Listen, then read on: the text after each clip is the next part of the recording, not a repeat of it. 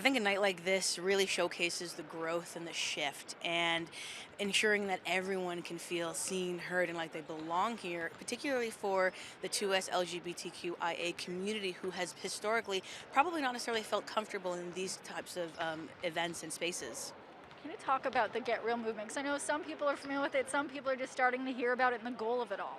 Yeah, so I've been a part of Get Real for about 5 years, started by two incredible friends of mine, Chris and Marley, and it stands for Get Real. The Real stands for Real Equality at Last, which started as a university welcoming new students, which turned into where we are now.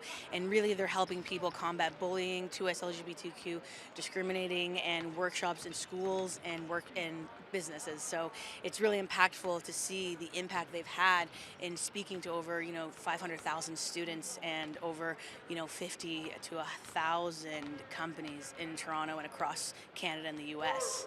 That's amazing, and it's one thing to talk about the Raptors to leave MLSE trying to, push for equality and have nights like this, but it's also on the fans. And even on your website, you kind of talk about how it's never too late to try to make shift and change. Can you kind of talk about that mentality as well? For sure. I think this mentality really came from my grandmother, who would always say to me, time will pass regardless.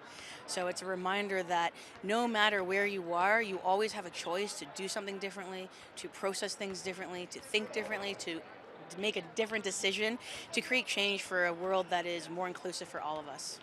We need to talk about you being a life coach and kind of helping people get to the best part of themselves. What has that part of your journey been like, and seeing, people's development and getting them to happier For times? sure. I think for me, it's been so rewarding because it's really a lot of the work that I did for myself. I was bullied and I hated school and I cried every day, and I really had to learn how to manage my emotions and not want to make people feel the way I did. So being able to be someone's life coach and supporting them, my biggest thing is I ask questions. And when you ask someone a question and they come up with the answer on their own, it's far more empowering than telling someone what to do. So with my psychology major, coaching allows me to ask those questions and support someone in whatever direction they want to go, and keeping them fired up, because that's what I'm all about. Is it okay that you just became my favorite person? We are best friends now. I know, you heard that. We became best friends.